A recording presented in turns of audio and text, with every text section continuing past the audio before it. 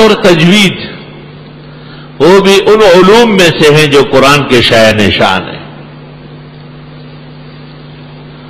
حرف مخرج کے اعتبار سے جاننا اور وصف کے ساتھ یہ واجب ہے. والاخذ بالتجوید حتم لازم. تجوید سے مراد قرآن کے نخرے نہیں ہیں، بیٹھے اور کان پہ ہاتھ رکھو اور اوپر ہو جاؤ نیچے ہو جاؤ، ایک آیت پڑھو اور ایک چھوڑو، 3 دفعہ بسم اللہ پڑھو، اکو بکو سندر بکو. یہ جہلائے زمانہ، ان کے لیے حدیث میں آیا ہے کثر القراء ویقل الفقہاء. پڑھیں گے سمجھیں گے کچھ بھی نہیں، توتی چرخرے توتی چرخرے. قاری صاحب ہوگا بس اعوذ باللہ و بسم اللہ میں نخرہ بازی شروع کر لے گا.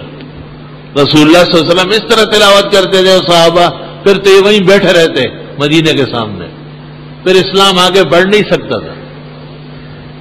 یہی وجہ ہے کہ خود ان کو فیض نہیں ہے.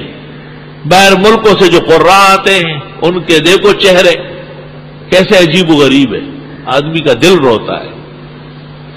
فقہاء کہتے ہیں بس قرات اتنی واجب ہے جس سے آدمی کی نماز صحیح ہو جائے، ما تجوز بہ القرات، اور ایک حرف جب ادا ہو جائے اور اس کو پتہ ہو کہ یہ فلاں حرف ہے بھئی یہی کافی ہے.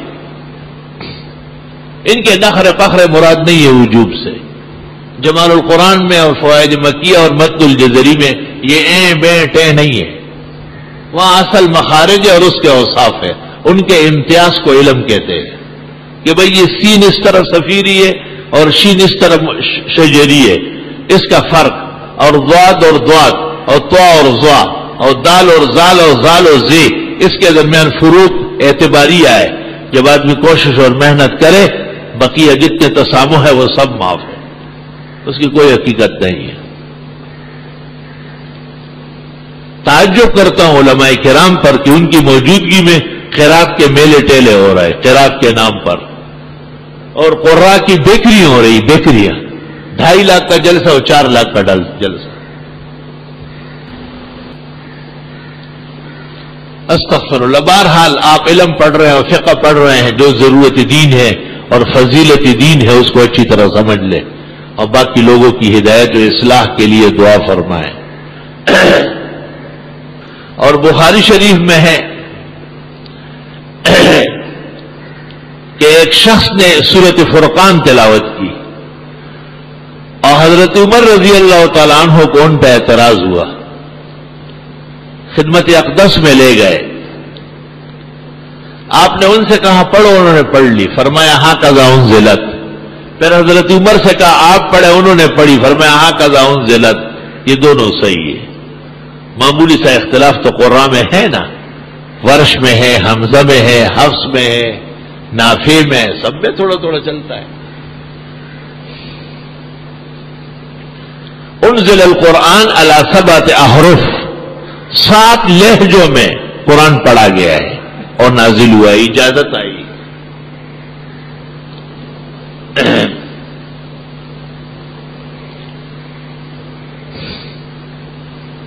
کیونکہ عرب باعدہ اصل العرب 7 قبیلے تھے اور ان کے درمیان لب و لہجے کا تھوڑا سا فرق تھا.